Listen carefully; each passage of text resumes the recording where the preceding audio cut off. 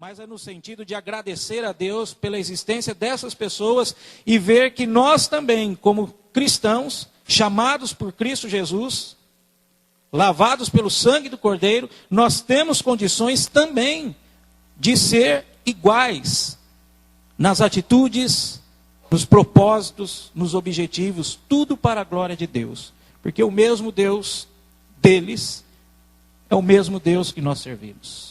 Então isso é muito importante. E dentre essas personagens na palavra de Deus, eu gosto muito de observar a vida de Ezequias. E Ezequias, né, é interessante como a Bíblia ela é antiguíssima, mas ao mesmo tempo ela é atual.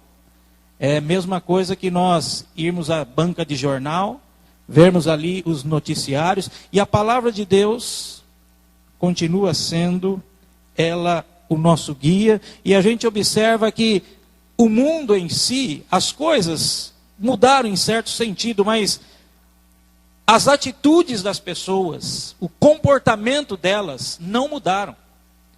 O comportamento das pessoas, elas continua. É incrível a gente observar isso. A gente pega essas pessoas aqui, por exemplo, do Velho Testamento, há mais de 2000 anos atrás, e a gente vem para o século 21 e as atitudes continuam. Eu já citei talvez aqui, mas eu gosto muito do autor Lloyd Jones, que ele disse que a tecnologia pode chegar a tantas coisas, mas o ser humano, a essência dele não vai mudar. O homem sempre esteve preocupado em comer, beber, divertir, é isso. Podemos chegar aqui ao ano 30.014, termos ali condomínio, né, luxuosos em Marte, pessoas viajando pelo espaço, tudo automático, mas as atitudes elas vão permanecer. E a gente observa que nessa época aqui de Ezequias, ele enfrentou uma crise muito grande no seu povo, o reino de Judá. E esse homem também não teve bom exemplo para seguir, principalmente dentro de casa, porque o referencial dele, os seus pais, não temiam a Deus. Não eram pessoas que buscavam ao Senhor. Mas apesar disso, Ezequias ele enfrentou e ele conduziu o povo, ele trouxe o povo de volta para a palavra. Ele trouxe o povo de volta para Deus. E aquilo que já foi dito aqui no início, não é? Podemos perceber aqui que Ezequias era alguém que se humilhava na presença de Deus. Alguém que chorava por ele, pelos pecados dele, pelos pecados do povo. Aquele que reconhecia que ele não era capaz de nada, que a sua vida estava nas mãos de Deus. E ele então traz essa reforma.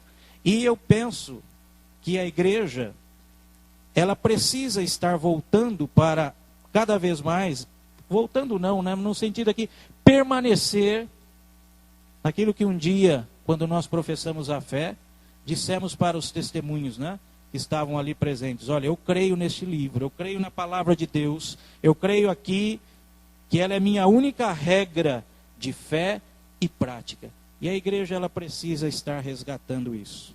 Eu estava observando que o Brasil hoje o Brasil é o maior país evangélico do mundo. Já é constatado isso. Mas eu fico perguntando, mas eu não consigo entender como um maior país evangélico no mundo, como ainda continua tão mal, tão corrupto, tão injusto.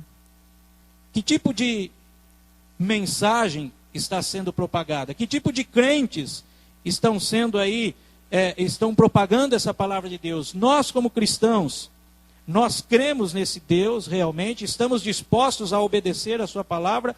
Ou também a gente já caiu naquela conversa do politicamente correto, né? A moda é essa, vamos fazer o que é politicamente correto. E aí como cristãos, nós não temos a coragem de dizer: não, eu estou com a palavra de Deus.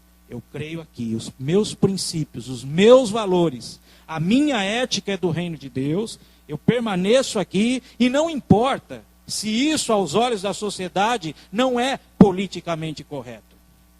O que eu quero é estar na palavra do Senhor, alicerçado nela. Então, antes de nós iniciarmos aqui a nossa meditação, nós vamos orar ao nosso Deus, vamos conversar com Deus mais uma vez e rogar que o Santo Espírito de Deus ilumine os nossos pensamentos. Santo Deus, adorado e exaltado seja teu santo e excelso nome. Obrigado, Senhor, por esta manhã. Agradecemos a Ti pela oportunidade e rogamos as Tuas contínuas bênçãos sobre esta igreja, sobre a pessoa do anjo desta igreja, o pastor Sérgio, o conselho desta igreja, todos os departamentos, os oficiais aqui que constituem, e todos os irmãos aqui, continuem sendo fortalecidos por Ti. Senhor, continue sustentando cada vida, segure firme em cada mão, e que eles permaneçam na Tua palavra, permaneçam nos Teus caminhos, sempre para a honra e para a glória do Teu santo e excelso nome. E como o Senhor, com graça e misericórdia, tem conduzido essa igreja há 50 anos, que o Senhor continue sustentando-a, fortalecendo-a, e que ela seja sempre, Senhor, proclamadora da Tua palavra. Assim nós oramos também, Senhor, e rogamos que o Teu Santo Espírito ilumine a nossa mente, para que nós possamos observar a Tua palavra e, diante da Tua ajuda, buscar, Senhor, a praticá-la, para que o Teu nome seja honrado e seja adorado. Amém, Senhor. Amém.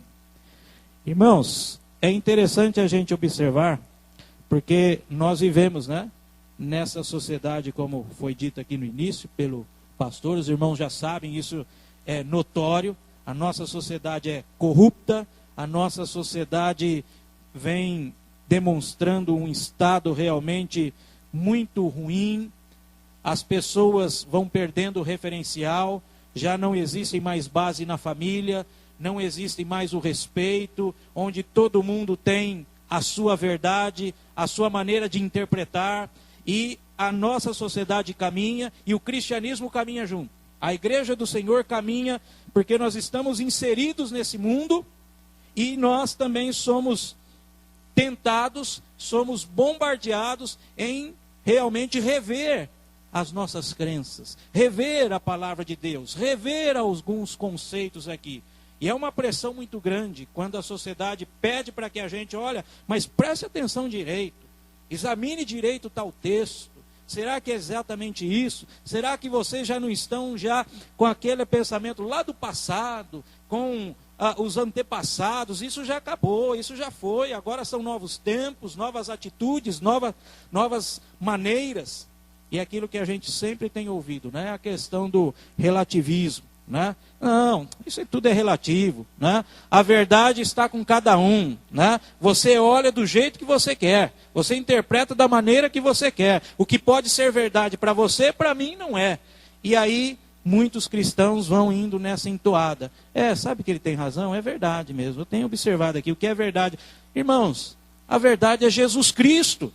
Jesus é a verdade, ponto final. E por que nós, como cristãos, temos medo de falar isso? Medo de expressar a nossa fé? Medo e falta de ousadia. Se eu talvez esteja dizendo isso, talvez alguém pode dizer, não, mas espera aí, eu não tenho medo, então eu vou falar para mim, como se eu estivesse falando para mim mesmo. Quando vocês entenderem nós, eu estou falando para mim mesmo. Por que falta ousadia? Para falar que Jesus Cristo é a verdade, e existe uma verdade absoluta, e sobre os princípios e valores aqui fundamentados não se negocia.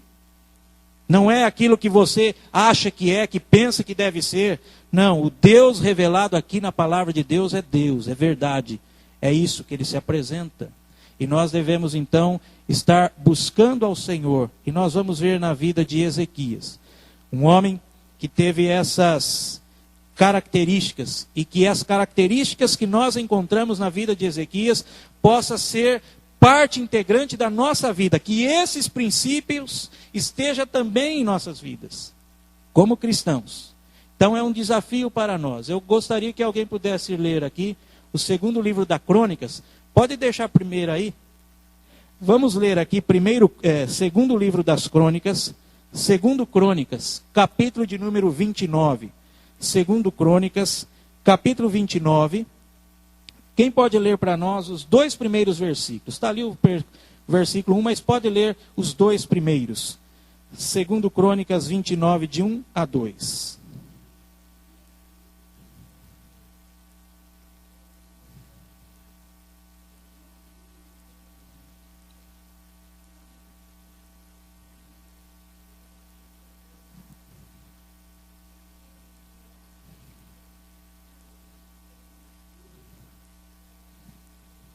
E lá no capítulo 31, versículo 21. Vamos ver também esse versículo.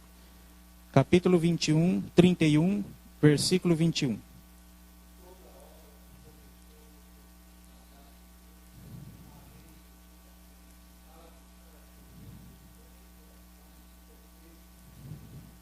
Irmãos, só um flash bem rápido, né? Resumindo. O reinado de Israel, quando foi conquistado por Josué, nós já pulamos um pouco a história, já estamos com Josué. Josué conquista o território geográfico. Josué estabelece ali as 12 tribos. E por 120 anos, Israel, ele foi um reino unido. Então ele teve o seu primeiro rei, Saul,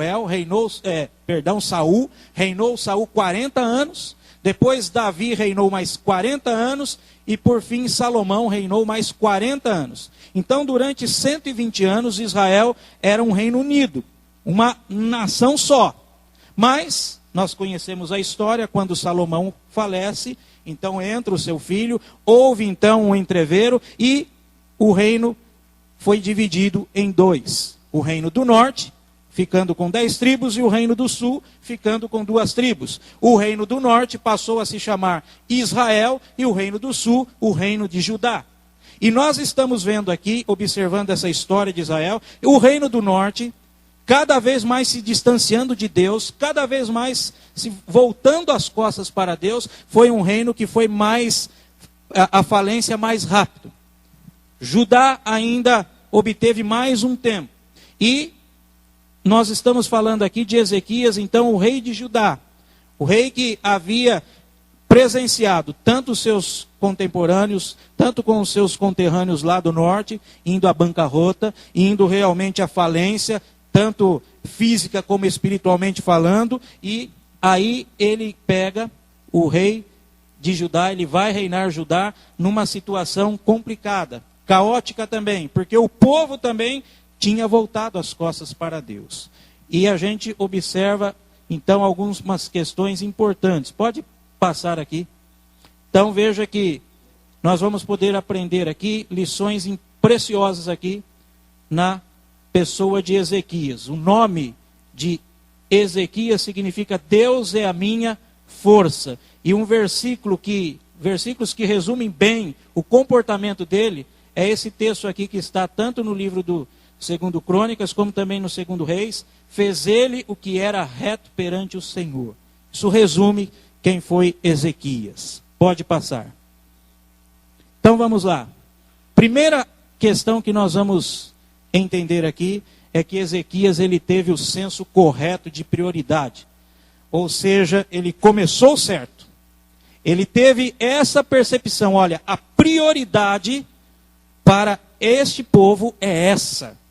Essa é a prioridade. Irmãos, esse princípio deve nortear a nossa vida. Em todos os aspectos, em todos eles. Nortear a nossa vida, como não esquecendo daquela palavra muito desafiadora que diz: buscai, em primeiro lugar, o reino de Deus e a sua justiça, e as demais coisas vos serão acrescentadas. Só que nós queremos que as demais coisas aconteçam na nossa vida antes de buscarmos o reino de Deus, como tendo, olha, não, a prioridade na minha vida é o reino de Deus. As demais coisas que podem ser boas para nós, os nossos sonhos, os nossos objetivos, né? Aquele desejo de conquistar algumas coisas, né? Isso, se eu colocar no meu coração esse propósito, Senhor, como diz lá na minha terra, haja o que hajar, ou seja, Senhor, aconteça o que acontecer, eu prefiro eu vou buscá-lo em primeiro lugar. O Senhor é preferência na minha vida. As demais coisas, elas virão como brinde, como comenta algum autor aí, né? Elas vêm aqui e o Senhor vai acrescentar. E Ezequias teve esse senso correto de prioridade. Então veja, o texto que já foi lido diz que ele começou a reinar com 25 anos. Um jovem. É um desafio para alguém pegar uma nação que está em pedaços, espiritualmente falida, não tinham mais referencial de Deus, estavam completamente entregues à idolatria, à imoralidade, e sem contar também na dívida enorme que aquela nação constituiu, porque o seu pai fez dívida, o seu pai governou de forma louca, e nós vamos ver daqui a pouco. Então veja que Ezequias, olha a herança que ele recebe, e nós vamos ver. Antes, nós vamos observar aqui para ver realmente, olha como que Ezequias começou a reinar. Um jovem, um desafio muito grande, mas é interessante que a prioridade dele, esse senso, né, contou bastante, e a gente vai ver como o Senhor honra aquele que honra. Como é bom a gente poder exercitar esse princípio, buscar em primeiro lugar o reino de Deus e a sua justiça. Eu estou aprendendo isso, irmãos. Eu confesso para vocês que eu estou aprendendo isso, porque muitas vezes fica claro para mim que eu não estou buscando em primeiro lugar o reino de Deus e a sua justiça. E Deus, Ele vai dizendo para nós, olha, aprenda a buscar em primeiro lugar o reino de Deus. E quando nós estamos falando em buscar em primeiro lugar do reino de Deus, como que nós devemos avaliar isso? Como que isso significa na minha vida? Então eu vou ter que ficar 24 horas na igreja, barata de igreja, eu vou ter que ficar lendo a Bíblia 24 horas, oração 24 horas, é isso? Não. Mas é ter a percepção de que sem Deus nós não somos absolutamente nada. Desde os simples atos de eu pegar um copo d'água e tomar, e desde o maior negócio que eu tenho que realizar, é saber Deus, o Senhor está em primeiro lugar. Deus, como que eu faço? Deus, me auxilia aqui. Senhor, por favor. E entender também, Senhor, o que tem feito eu ficar afastado um pouco de Ti? Senhor, o que tem feito eu deixar de ter a comunhão com os irmãos? Senhor, o que tem feito de eu deixar de orar? Quando a gente busca em primeiro lugar Deus, a gente vai ver que as nossas orações, elas são importantes. Eu tenho dito lá para a igreja que não basta a gente participar de reunião de oração. É interessante, né? Nós temos grupo lá de reunião de oração e vai um monte de irmãos e ora, intercede. É bom, a gente intercede um pelos outros, mas eu digo assim para eles, olha, vocês têm orado em particular com Deus, vocês e Deus, eu e Deus sozinho, fechando a porta do meu quarto, ninguém vendo, Senhor, eu vou conversar com o Senhor agora. Eu tenho feito isso na minha vida, é uma constante, ou eu apenas oro em reuniões de oração, ou eu apenas oro num culto, numa escola bíblica dominical, num evento, mas a minha vida particular, é importante isso, meus irmãos.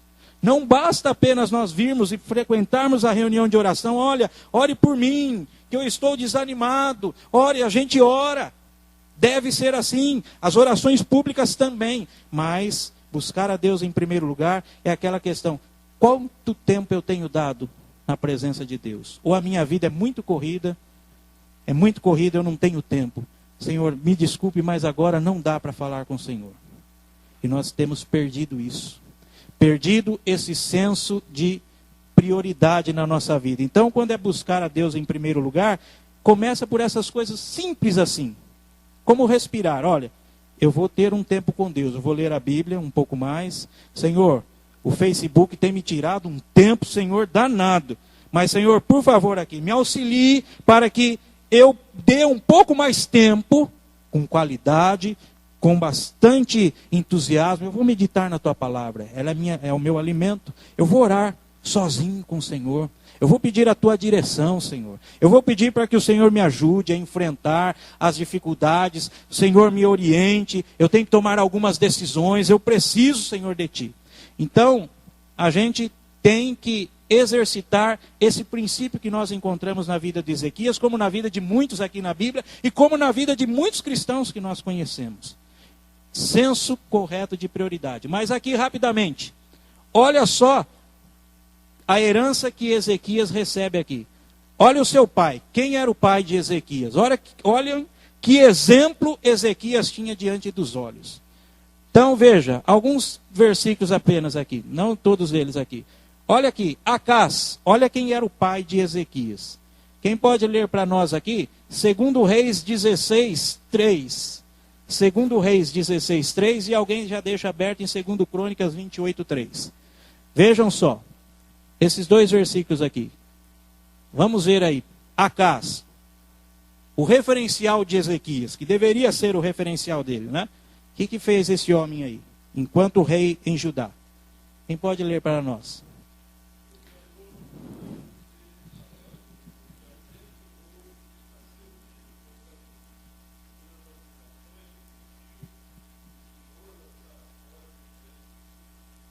Olha só quem era o pai de Ezequias. Olha o referencial dele.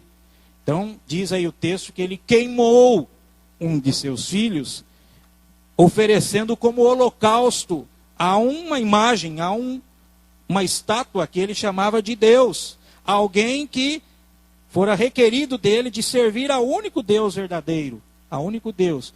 E aí também esse texto de 2 Crônicas. Porque num fala o singular, queimou um filho. Agora nesse fala os filhos.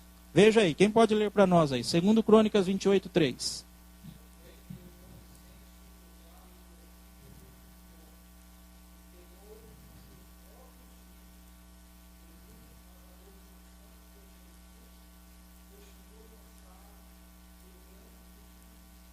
Então veja, a loucura desse homem chegou a sacrificar seus filhos. Imagine, eu fico imaginando Ezequias nesse ambiente, eu fico imaginando Ezequias vendo seu pai no governo dessa nação, Ezequias observando as atitudes do seu pai. Certamente aqui sendo ele o primogênito, porque era assim a descendência, ele que sucedeu o seu pai, observando essas coisas. Eu fico imaginando a adolescência, a infância de Ezequias. Eu fico imaginando a sua adolescência, quando ele está começando a aprender as coisas, vendo, olha o referencial que ele está recebendo de alguém que já estava completamente louco pelo pecado, que estava completamente com a mente cauterizada, com o coração endurecido, nem sequer mencionava em adorar, em suplicar a Deus, trazer aquele povo diante de Deus. A nação estava num caos. Então veja as loucuras aí de Acás, queimava os filhos. Olha outra coisa que Acás fez aí, fechou a casa do Senhor. 28, 24, 2 Crônicas 28, 24, leia aí, por favor. 2 Crônicas 28, 24.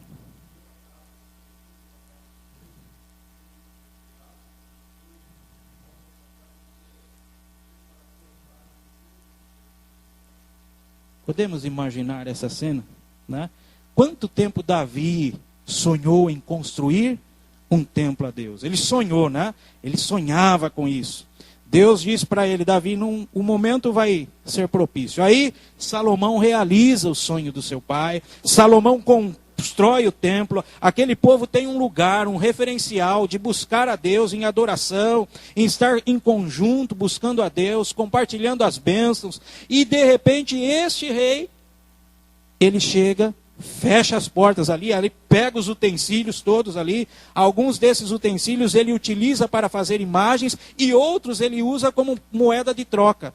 Porque ele estava precisando pagar outros reis, que ele fez algumas alianças. Então veja, ele fecha a casa do Senhor. Olha já o estado negativo, falido espiritualmente, né? Derrotado, falido, sem Deus no coração. Não tem mais nenhum sinal de que ele tem a percepção de que ele adora um Deus. Não, na mente de Acás é ele, a sua vaidade, o seu orgulho, o seu pecado, a sua mesquinhez, né? É a nossa natureza humana, o nosso coração corrupto. A Bíblia é isso que diz mesmo, desesperadamente corrupto. Jeremias 17, 9. É assim, está aí. E Acás, então veja, governando o povo desse jeito. E por último aqui, copiou um altar, um modelo de Damasco, para construir em Jerusalém, tendo o próprio rei oferecido sacrifício ao Deus pagão. Olha só, fecha o templo, ali em Jerusalém e constrói um outro templo como lá em Damasco, lá no Reino do Norte, lá o povo que já estava falido. Não, eu quero construir um templo lá igual, porque aqui nós vamos oferecer aos deuses aqui as nossas orações, o nosso louvor, nós vamos aqui oferecer os nossos sacrifícios. Então veja a que ponto chegou. É um reino assim que Ezequias herda como herança. Ezequias recebe tudo isso de herança do pai. Um povo que não tinha mais referencial nenhum, não buscava mais ao Senhor, não tinha um referencial, o templo, a casa do Senhor, ela foi negligenciada, fechada. Ainda por cima pegou todos os utensílios ali, ou seja, banalizou o templo. Banalizou tudo. Banalizou o nome do Senhor. Desonrou ao nome do Senhor. Pode passar então. O próximo. Então veja, o senso correto de prioridade. Então o que Ezequias fez? Ele pegou o reino assim. Alguém que começou a reinar, falou, não, eu vou começar da maneira que deve começar. Vamos começar certo. Então veja, a reforma de Ezequias. Foi um reino assim que Ezequias encontrou. Nós vimos lá.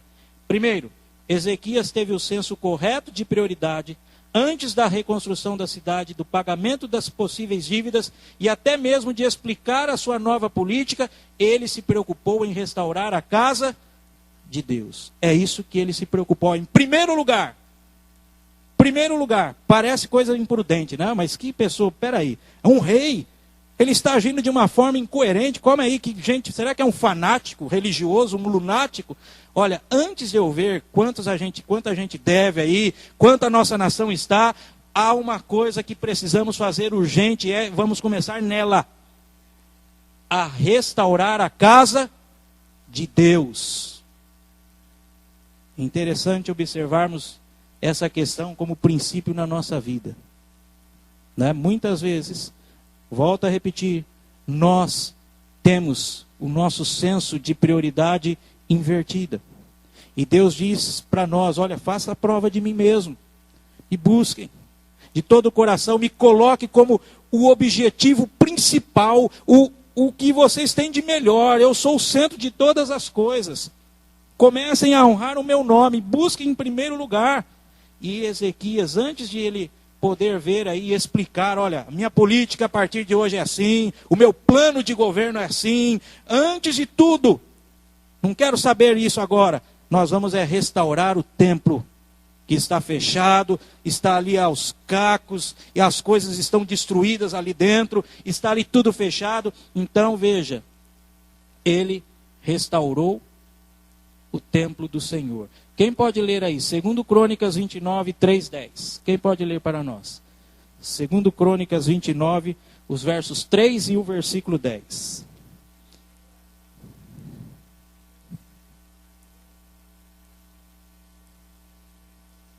E o 10?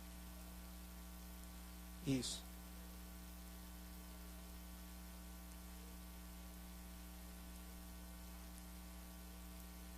Interessante, né? Um pacto. Olha só que desafio. Olha o que ele está aqui. Olha, então diz o texto aqui, conforme foi lido aí pela a irmã, que ele realmente abriu as portas da casa do Senhor e a reparou. Então as restaurou. Ou seja, o senso correto aqui de prioridade. Olha, a primeira atitude no meu governo é restaurar a casa de Deus. Há alguma semelhança com outro profeta, né? Que dizia, olha, o povo está aí, as suas casas estão bonitas, estão todas ali bem imobiliadas, mas a minha casa, ela está ali, né? Há alguma semelhança, né? Veja que interessante, o Senhor Deus foi honrado, foi glorificado com a atitude de Ezequias. Nós precisamos restaurar o templo. É ali o lugar de adoração, é ali que o povo se reúne, é ali que os nossos antepassados se reuniam, louvavam, buscavam a Deus, e agora esse templo fechado, vamos abri-lo. Mas Ezequias, primeiro nós temos que ver aqui a política de juros, nós vamos abrir a casa do Senhor, é isso que está me preocupando agora. Depois nós vamos sentar e conversar sobre juros, sobre a política de governo. A primeira atitude é Deus. Precisamos restaurar a casa do Senhor, que é uma vergonha para nós. O Deus dos nossos pais, o Deus que nos salvou, o Deus que nos criou, o lugar que nós temos aqui foi sonhado, foi planejado e agora está lá fechado. Não, vamos restaurar. Então, ele tem essa atitude. Segundo, olha só que interessante, né? Celebrou a Páscoa conforme Deus ordenara a Moisés. Quem pode ler aí capítulo 2 Crônicas 30, versículo 1? Leia, vamos ler um pouquinho só dessa passagem aí. Pode ler aí.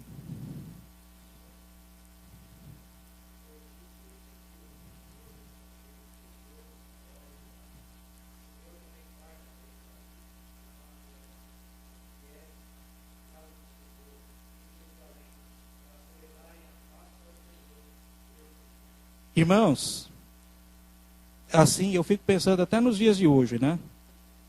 Uma coisa que eu faço uma observação. A igreja hoje, nossa igreja do século 21, está aqui uma festa que a igreja tem celebrado de forma equivocada. Está aqui uma festa que essa não apenas era para o reino de Israel. Essa festa aqui é uma festa cristã. E eu fico triste, dói no meu coração, quando nessa festa, que a igreja deveria estar cheia, que as pessoas deveriam estar juntos, em comunhão, celebrando a nossa libertação. Jesus Cristo nos tirou do império das trevas e nos trouxe para o reino da sua maravilhosa luz. É a nossa comemoração que nós fomos libertos do Egito, do pecado, do diabo. Estamos na presença de Deus, vamos celebrar isso. E a igreja? Aí, muitos vão viajar, a igreja fica vazia, perdeu esse senso de, mas é Páscoa, não, Páscoa é uma festa pagã, nada disso, a Páscoa é uma festa cristã. Isso daqui não ficou apenas, era ali a atitude de Israel, não, é para a atitude dos cristãos, a gente tem que celebrar isso. E até mesmo nessa questão aqui, a gente observa que celebrou a Páscoa conforme Deus ordenara a Moisés. Esse povo perdeu o referencial, nem isso mais celebrava. Para eles, nem precisa celebrar isso não. Não estavam distantes de Deus. Muitos ali nem sabiam o que é Páscoa. As gerações ali novas ali, por que nós vamos celebrar isso? Ezequias resgatou isso. Nós temos que celebrar, irmãos. Nós temos que trazer à nossa memória quem é o nosso Deus, o que Ele fez, quem Ele é, como Ele nos libertou, como Ele libertou o nosso povo lá do poderio do Egito. Vamos celebrar a nossa passagem, a nossa transferência. Saímos no estado de escravos e agora nós somos verdadeiramente livres. E Ele trouxe de volta, Ele resgatou isso. E diz num texto aqui que jamais houve uma celebração como esta, nos dias de Ezequias. Imagine aquele povo celebrando, ele fazendo esse pacto com Deus e trazendo o povo de volta a Deus. Olha as atitudes dele, prioridade. Veja, a prioridade dele é Deus. Aquilo que é espiritual. Aquilo que concerne a nossa vida com Deus. Isso que era o senso e deve ser o nosso senso correto de prioridade em todas as áreas da nossa vida. Olha, primeiro vamos buscar Deus. Primeira questão que a nossa nação está precisando aqui, antes da gente sentar aqui para ver como vai ser o planejamento político, financeiro, os estatutos, tudo, nós vamos restaurar isso, a nossa vida com Deus. Ela está completamente aquém. Nós precisamos voltar para Deus. Nós precisamos voltar os nossos olhos a Deus. Então veja, ele restaura a casa, celebra a Páscoa, restabelece o culto a Deus. Quem pode ler aqui? 2 Crônicas, do 20 ao 26. Capítulo 30, do versículo 20 ao 26. Leia aqui, vamos ler. 2 Crônicas 30, do 20 ao 26.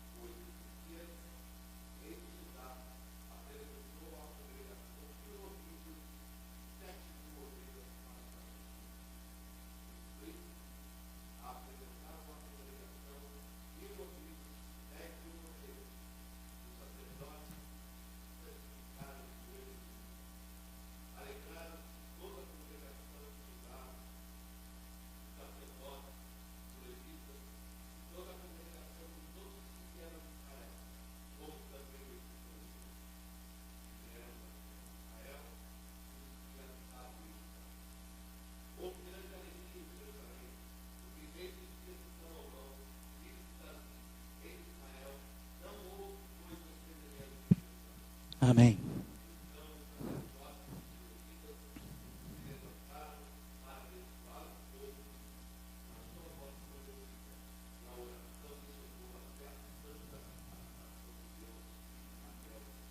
Irmãos, quando a gente vê aqui o versículo 20, aqui mesmo nesse mesmo livro, lá no capítulo 7, versículo 14, né? Se este povo, que se chama pelo meu nome, se humilhar, orar e me buscar, então eu ouvirei do céu as suas preces, virei e sararei essa nação. É importante a gente observar aqui que Ezequias, ele clama a Deus, ele se prostra na presença de Deus, ele ora com fervor, ele se quebranta, coração quebrantado, a Bíblia diz contrito, arrependido, o Senhor não despreza. E a prece dele aqui, a sua oração, ela foi ouvida, o Senhor, diz o texto, sarou a alma do povo. Esse povo que estava contaminado com a idolatria, com o paganismo, com a imoralidade. Olha só que interessante, Deus usando como instrumento uma pessoa comum como nós, eu gosto de frisar isso, Ezequias não era super crente, ele era comum como nós, tão pecador como nós somos. Tanto que tem aqui registrado alguns passos infelizes que Ezequias tomou. Mas no seu coração, acima de tudo, o senso dele, o senso de prioridade de Ezequias, ele demonstrou isso quando ele assumiu o reino. Nós temos que resgatar a nossa vida espiritual. É de Deus que nós estamos precisando. A nossa nação está longe de Deus. Os nossos filhos, os nossos jovens estão caminhando para a falência, como os nossos irmãos lá do norte. E é interessante também que ele escreve cartas convidando esses irmãos de lá. Irmãos, vamos relembrar aqui as outras tribos, vamos voltar aqui, vamos celebrar esse momento. Essa festa tão importante para nós, a Páscoa, vamos celebrar isso com alegria. E diz o texto que eles estão com ousadia, celebraram a festa.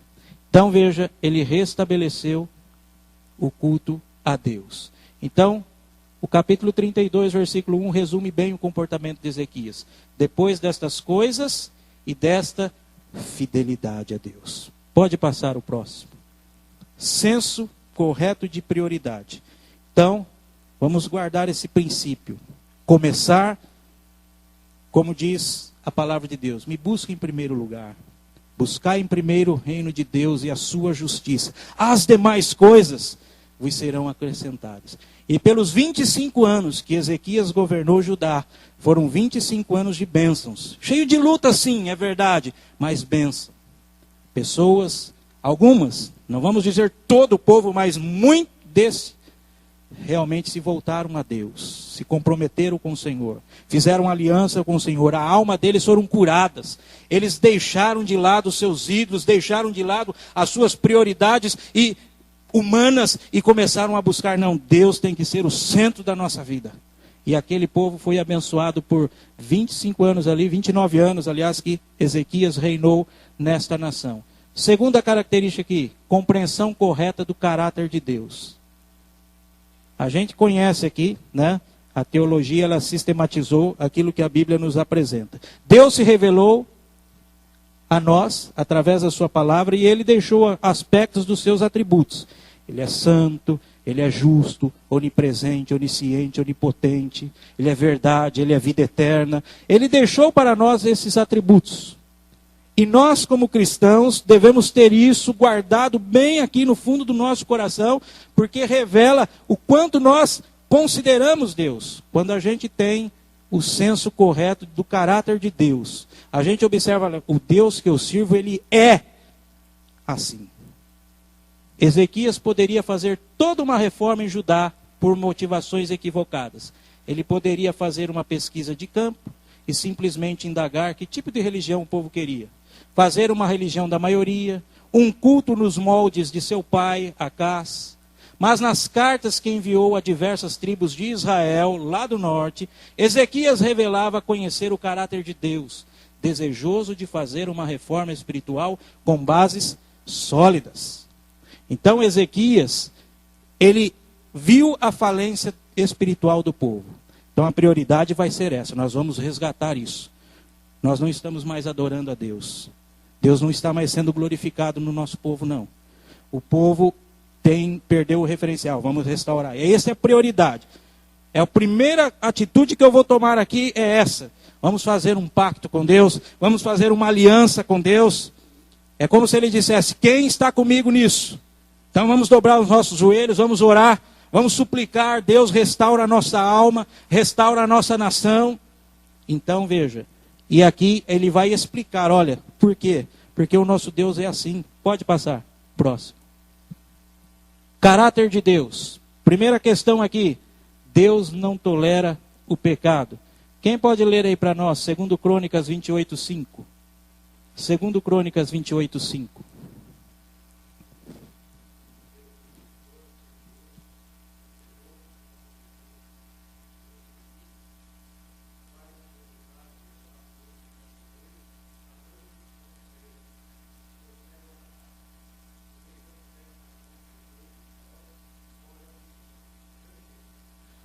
Ele viu lá os seus irmãos lá do norte. Ele viu o quão foi amargo o preço que eles pagaram por continuarem numa vida de pecado, por continuarem a não se dobrar, a não se humilhar na presença de Deus. Então ele observa essa questão e diz, meu povo, o nosso Deus é um Deus santo. É um Deus que não tolera pecado. Aliás, essa palavra pecado hoje em dia, no ouvido de muitos, pecado. Isso aí é relativo. Né? Isso aí é conforme você pensa, é você que pensa assim, é você interpreta. Pecado para você pode ser um pecado para mim, e a gente vai, etc. por aí. E aí, Ezequias diz, olha, o nosso Deus é um Deus santo, ele não tolera pecado. Deus é justo. Nós sabemos que Deus é misericordioso, ele é bondoso. A Bíblia diz, deixa claro, as suas misericórdias duram para sempre. Mas só que Deus, ele não pode deixar de agir com sua justiça. Então ele não tolera o pecado. Ele age e ele realmente vai tratar. E Deus, então, é demonstrado assim para que aquele povo possa ter o senso correto. Olha, meu Deus é santo. Segundo ponto aqui, Deus é misericordioso e compassivo. Talvez muitos diziam assim, minha vida está tão bagunçada, eu não sei mais se Deus vai me aceitar, se eu não vou mais, não vale a pena não. E Ezequias falou, irmãos, assim como Deus é justo, ele tem que punir o pecado, ele não pode deixar de punir o pecado, porque ele é justiça, mas ele é justo, ele é misericordioso. Ele é misericordioso, ele é um Deus que realmente é compassivo. Então, como diz aqui, né? Ainda que os vossos pecados estejam vermelhos como escarlate, né? Eu os deixarei mais alvo do que a neve, mais branco, mais alvo do que a neve. Ou seja, é o nosso Deus misericordioso. Ele não nos trata consoante as nossas iniquidades.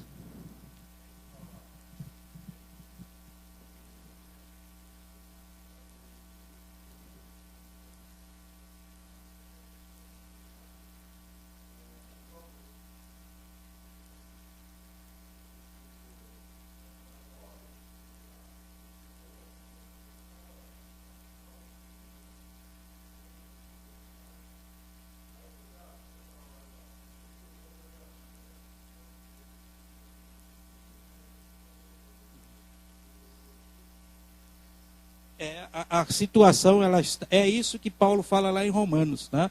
Que o homem, ele se tornou, Deus entregou as suas consciências, né?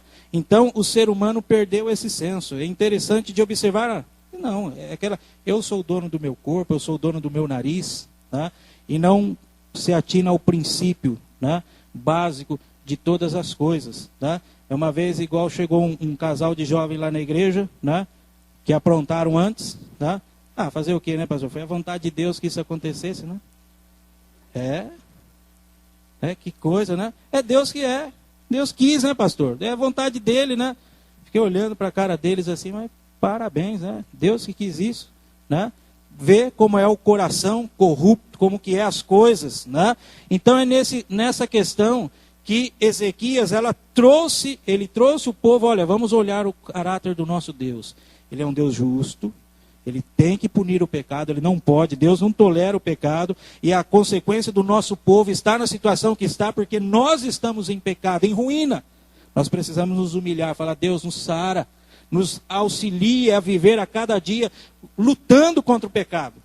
A nossa luta, como diz a palavra, não é contra a carne, nem sangue, é uma luta diária, todos os dias. Os dardos inflamados aí do inimigo, todos os dias tenta trazer a nós a perspectiva, não, Deus é assim mesmo, Ele tolera todas as coisas, cada um tem a sua verdade. Aí vem essas pessoas dizendo, não, eu sou dono do meu corpo, eu faço o que eu quiser, e vai perdendo toda a noção, e tem muito cristão que vai caindo na onda, né? Muitas igrejas que dizem a igreja contemporânea, é uma igreja assim, uma igreja que vai tolerando certas coisas, que aos olhos de Deus são imundícias. Até mesmo as coisas que a gente faz de bom, que a gente acha, né, que é bom a Deus e é bom às pessoas, o que a Bíblia diz? Não passam de trapo, porque se comparar ao caráter de Deus, está muito aquém. Eu sei que é duro essas palavras para a gente ouvir, mas é isso que a Bíblia diz, né? Nós não devemos reclamar. Se a gente tiver que reclamar, nós vamos ter que reclamar com a Bíblia aqui. Porque é ela que está dizendo, olha, Deus, o caráter dele é tão alto, o padrão dele é tão alto que ninguém pode ser comparado a ele. Não tem como a gente comparar. Tá? Nós, seres humanos, gostamos de comparar, mas não tem comparação a Deus, com Deus. Então veja, ele é santo, ele é justo, mas ele é também compassivo, ele perdoa. Então Ezequias, ele leva isso ao povo. Para sermos rápidos aqui, para fecharmos. Deus é bondoso e perdoador. Ezequias intercede pelo povo que não havia se purificado, para que todos pudessem participar da Páscoa. Aqui Ezequias demonstra, entre outras coisas, que o povo arrependido, pedindo perdão a Deus e mudando o seu comportamento, teria certamente o perdão do Senhor, que é bom e perdoador. É nesses termos que ele ora. Deus o atendeu, ouviu o Senhor a Ezequias e sarou a alma do povo. Então, senso correto de prioridade e também o senso correto do caráter de Deus. Há uma ilustração muito antiga. Aliás, a primeira vez que eu ouvi essa ilustração foi aqui, há mais de... Não posso revelar a minha idade, não. Um pouco mais de 20 anos atrás, com o reverendo Davi, e há uns tempos atrás eu fui ver, e essa frase, essa ilustração, está num livro, na biografia, esqueci o nome de um dos missionários, mas é aquela ilustração de um jardineiro que trabalhava para um senhor, e ele cuidava tão bem daquele jardim, só que o patrão desse homem só aparecia ali uma vez por ano. Uma vez por ano, ele vinha passar as férias ali. E durante os outros 11 meses, aquela propriedade ficava ficava fechada, mas esse jardineiro cuidava. Deixava o jardim tudo impecável, as folhas, tudo podada. Aí as pessoas passavam, você é bobo. Você sabe que o seu patrão só vem aqui uma vez por ano. Quando faltaram uns 2 meses, um mês e meio, dá tempo para você fazer tudo isso. Se eu fosse você, o seu salário é depositado todo dia, todo mês ali, cai na sua conta. Você está bobo, ele nem está vendo o que você está fazendo aqui. Então ele respondeu assim, olha, eu conheço o meu patrão. E o que eu combinei com ele é trato, eu sei quem ele é. E é interessante que esse princípio, ele pode ser realmente estabelecido para nós em relação a Deus. Irmãos, nós temos a noção de quem é o Deus que nós servimos? Nós temos a compreensão do caráter desse Deus, um Deus que não faz jeitinhos, não abre concessão, um Deus que diz assim, eu sou o Senhor. Não tem essa questão de meia verdade, mais ou menos assim, não, está aqui. Ou é ou não é. Ou é frio, ou é quente, ou é frio. Não tem esse negócio de morno com Deus, não. Não tem esse negócio de politicamente correto com Deus, não.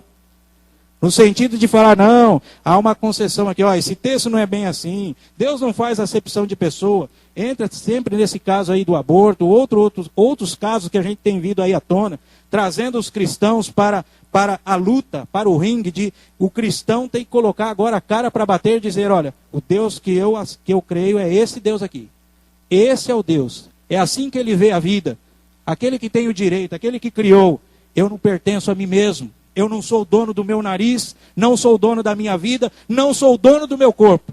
Tudo isso pertence a Deus. Essa é a resposta que o cristão deve ter como segurança, de buscar ao Senhor e entender que Ele é o Senhor.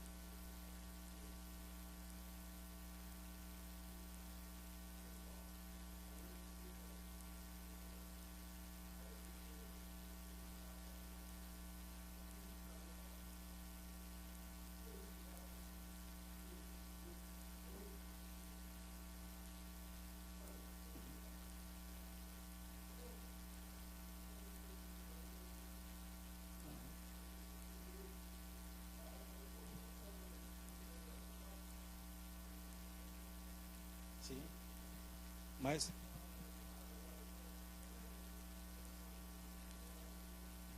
são todas essas coisas que a gente, olha, o nosso Deus, Ele é santo. E a gente esquece que tudo que a gente faz aqui, nós vamos prestar contas. Cada palavra, de cada atitude, porque esse é o nosso Deus. Esse é o Deus que nós servimos. Mas ao mesmo tempo que pode parecer um assustador, né? Mas então como eu vou conseguir chegar ao padrão que Ele requer? Aí Ele diz, calma, fique tranquilo, porque Jesus já resolveu isso. Eu já resolvi isso. O Senhor Jesus já fez isso lá na cruz do Calvário, por você, porque nós não teríamos condições. Então nós agora estamos em Cristo Jesus, somos verdadeiramente livres. O que cabe a nós é ter realmente, exercitar a nossa fé. Olha, qual que é o senso de prioridade na minha vida? É Deus que eu estou buscando? Eu tenho tido um tempo realmente bom com Deus, sozinho com Deus? Vamos resgatar isso. Eu tenho orado sozinho com Deus? Eu tenho parado um pouco para ler a Bíblia? Ou talvez a Bíblia e algumas questões que vão me preocupando vai se tornando muito virtual, né? Questão tratando assim que a Bíblia é virtual. Tudo bem, nem que você lê lá no seu tablet, né? Ezequias, esse texto aqui, isso aqui. Pode ler, mas que leia, medite, né? Ore ao Senhor, né? Busque. Nós precisamos resgatar isso. A igreja está aí, considerado o país mais evangélico do mundo, considerado aí, superou os Estados Unidos. E aí a gente vê ao mesmo tempo, mas tudo bem. Se você olha aqui, eu já comentei isso com vocês, lá no meu bairro, cada dia nasce uma igreja, nasce um salão, nasce uma placa. Aliás, eu estava passando aqui na rua, eu vi aqui um nome, né? Eu achei ali um nome, eu achei até meio, puxa, agora é uma igreja exclusiva para militar. Tudo bem, mas está um nome ali, né? Mas olha, veja, cada dia você vê nascendo uma igreja. Vai nascendo uma igreja. Mas aí, olha, o país é um povo evangélico, mas o país continua sendo corrupto, a imoralidade crescendo. Então, é os crentes, né? Só para ir bem rápido aqui, eu sei que já terminou a hora. Não sei quem viu na televisão, eu vi uma partinha que passaram para mim, num dos e-mails. Já deu sinal.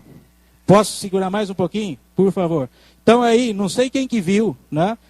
Passaram um pouco num programa desses aí popular. Estava ali o Marcos Celiciano, estava ali também a Gretchen, né?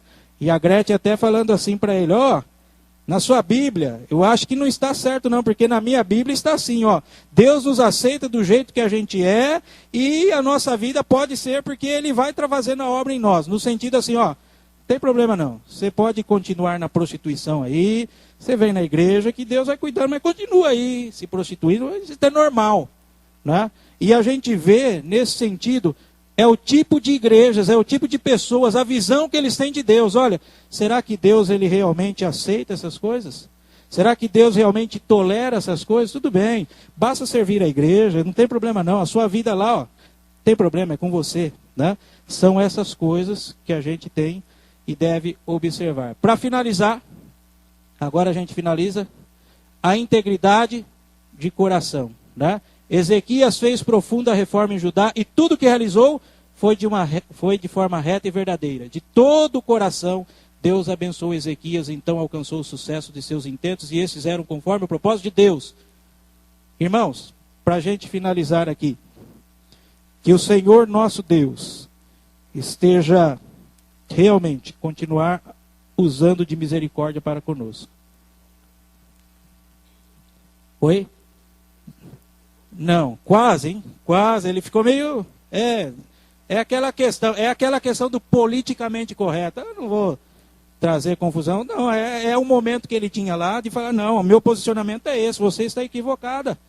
Né? Você tem que... Mas é aquela questão, né? Aí chamou uma grande atriz, uma grande profissional, né? Mas não, tem que... O cristão, a gente tem que estar tomando atitudes em relação a esses assuntos, aborto, homossexualismo, todas as questões éticas. Então, irmãos, veja, vamos orar para que o Senhor nos dê a graça e a oportunidade, como já foi dito aqui, né? O pastor disse aqui, é um recomeço. Aqui foi um recomeço para a nação de Judá. Nunca é tarde. Então veja que é interessante que ao mesmo tempo que Ezequias fez toda, essa nação viveu aquele período próspero, e de repente o sucessor dele, você vê como que é o coração humano. Mas ao mesmo tempo mostra para nós, olha, quando a gente se dispõe, quando o povo de Deus se dispõe a orar, se humilhar, basta a gente analisar os avivamentos verdadeiros e históricos da história da igreja. Foi num momento de restauração, reforma espiritual. Que Deus dê a nós esses princípios aí no nosso coração. E quando a gente faz a vontade de Deus na nossa oração, pode ter certeza, a gente é bênção, e quem está ao nosso redor será abençoado, e Deus será honrado e será glorificado. Que Deus nos auxilie, né, a restaurar a igreja de Deus, e a gente ter a notícia assim, ó, o Brasil, ele é um país evangélico sim, mas graças a Deus que a gente está aí visto mudanças de vida. No nome de Jesus. Amém.